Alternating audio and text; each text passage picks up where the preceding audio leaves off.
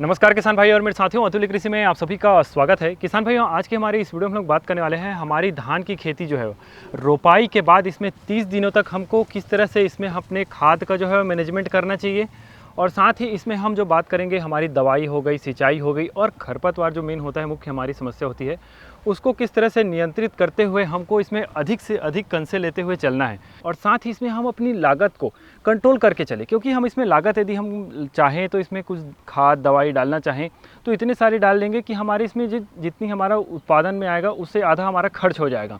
तो इस तरह से कर सकते हैं, लेकिन हम इसमें जो हमारी लागत होगी उसको हम कंट्रोल करके चलेंगे और उसमें हम अधिक उत्पादन लेकर के चलेंगे।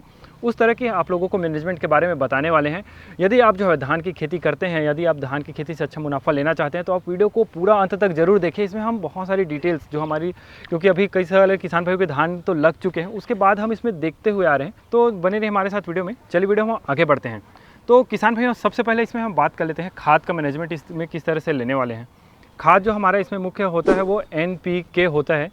NPK को ले सकते हैं। उसके साथ ही हम माइक्रो न्यूट्रिएंट्स के बारे में बात करेंगे, जिससे कि कई किसान भाई वो माइक्रो न्यूट्रिएंट्स को नज़रअंदाज कर देते हैं। उसमें हमको कुछ कमियां देखने को मिलती है और उसकी वजह से हमारी उत्पादन भी काफ़ी ज़्यादा प्रभावित होती है, तो उस पर भी हम बात करते हुए चलेंगे। सबसे पहले हमारा होता है NPK में नाइट्रोजन, फॉस्फोरस, पोटेशियम।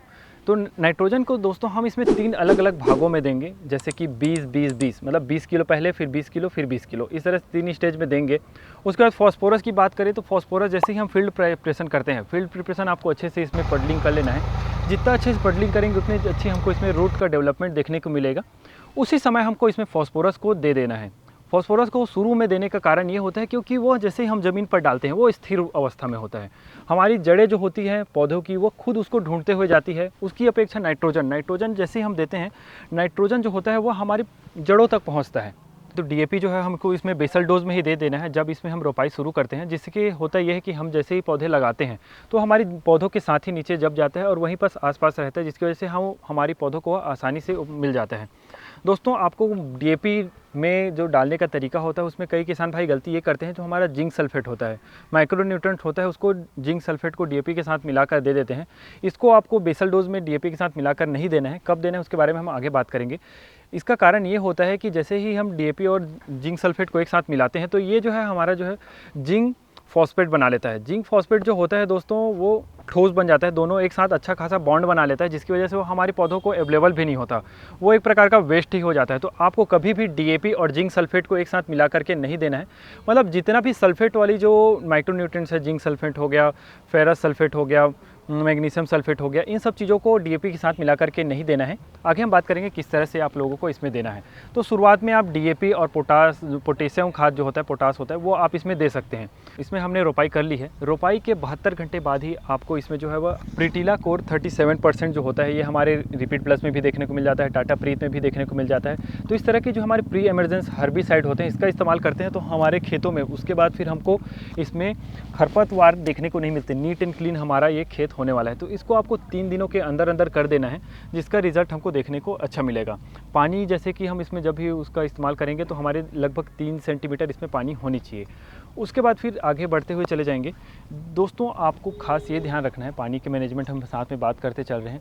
हमने जैसे शुरुआत में DAP डाला था तो उस समय हमको तो खेत को ओपन नहीं करना होता है। DAP का जो पानी है, जो हमारी इसमें नर्सरी हमने लगाई हुई वो पानी है, वो इसी में पानी जो है इसी में सूखे तो बेस्ट रिजल्ट देखने को मिलेगा। दोस्तों, जैसे कि हमारे 2 दिनों तक हमारा पौधा जो होता है वो कोमे में होता है, इसमें वो कोई खाद भी नहीं उठाता, कोई क्रिया नहीं होती। उसके बाद फिर दूसरे दिन के बाद इसमें क्रिया शुरू होती है। ये जो है रूट जो होते हैं, वाइट रूट्स जो होते हैं, हेयर रूट्स वो खाने वाले, वो निकलने शुरू हो जाते हैं।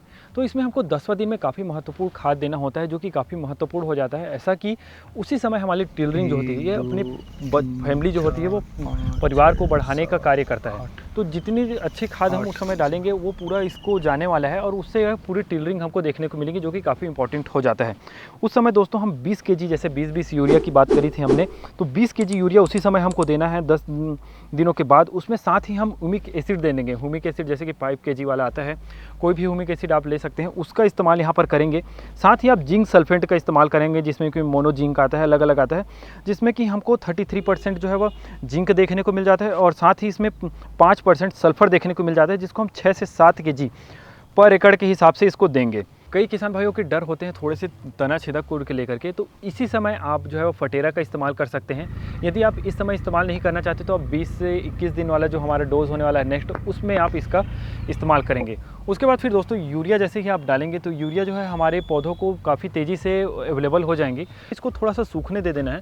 सूखना इतने देना है कि ये जैसे कि हम इसको टच करें तो ये पूरा ऐसे दबे ना, थोड़ा सा टाइट रहे, उस तरह से इसको हमको सूखने दे देना है। बारिश में थोड़ा सा मुश्किल होता है, लेकिन ये प्रैक्टिस आप करते हैं तो उसका बेस्ट रिजल्ट आपको देखने को ज़रूर मिलेगा। हाई टिलरिंग आपको देखने को मिल जाएगी दोस्तों। उसके बाद फिर नेक्स्ट जैसे कि बात करें, नेक्स्ट हमारा जो हो गया 10 दिनों के बाद, जैसे 20 से 21 दिन जो कि काफ़ी महत्वपूर्ण होता है, जिसमें कि 20-20 हमने यूरिया का बात किया था, उसका खाद देने की पारी आ गई। इसको देने के हमारे ये फ़ायदे होते हैं कि इसमें हमारे 20 से 25 दिन वाला जो हमारा प्रोडक्शन होता है उसमें हम लगभग देखते हैं कि ये हमारी टिलरिंग जो है आ चुकी होती है। अब उसके जो है वो पत्ती चौड़े होने शुरू होते हैं, उसकी ग्रोथ जो होनी शुरू हो जाती है। तो इस बार हमको ध्यान देना है, इसमें हमको 20 केजी यूरिया डालना है और साथ ही इसमें मैग्नीशियम सल्फेट, फेरस सल्फेट आप दे सकते हैं। मैग्नीशियम सल्फेट की बात करें तो आप 4 से 5 केजी पर एकड़ में डाल सकते हैं। फेरस सल्फेट भी आप उसी तरह से 4 से 5 केजी डाल सकते हैं। इसमें भी हमारे सल्फर जो होते हैं 12% देखने को मिल जाते हैं, जो कि हमारा फंगीसाइड का काम तो करता ही है। लेकिन इसके लिए आप जो है हेक्साकोनाजोल में दानेदार आते हैं, टाटे के आ जाते हैं, तो दानेदार ही आपको इसमें इस्तेमाल करना है।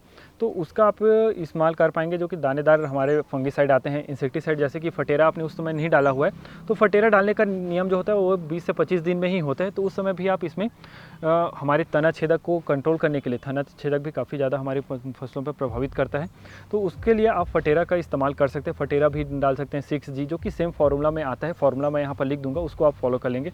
कंपनी पर हम नहीं जाते हैं। खाद के बारे में बात करी ही थी, जैसे कि खाद का भी हमने मैनेजमेंट किया। उसके साथ ही हमने जो है इंसेक्टिसाइड हो गया, फंगीसाइड हो गया, हमारे तना छेदक हो गया उसके लिए, और खैरा रोग जो कि काफ़ी महत्वपूर्ण होता है, जो कि जिंक की कमी से देखने को मिलता है, तो खैरा रोग के लिए भी हमने नियंत्रण कर लिया है। तो इस तरह से हमने इसमें लागत, जो हमारी लगने वाली लागत होती है, उसको हमने मिनिमाइज़ कर लिया, क्योंकि दानेदार में हम देते हैं तो उसमें हमको अलग से स्प्रे करने की आवश्यकता नहीं होती है।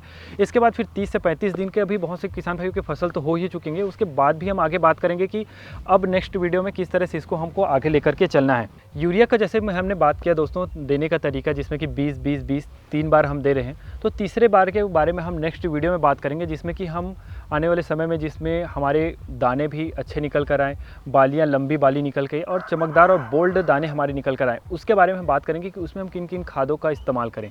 तो किसान भाइयों, हमने इसमें पूरा बात किया, जिसमें कि हमने खाद सारी चीज़ों को अच्छे से मैनेज कर लिया है।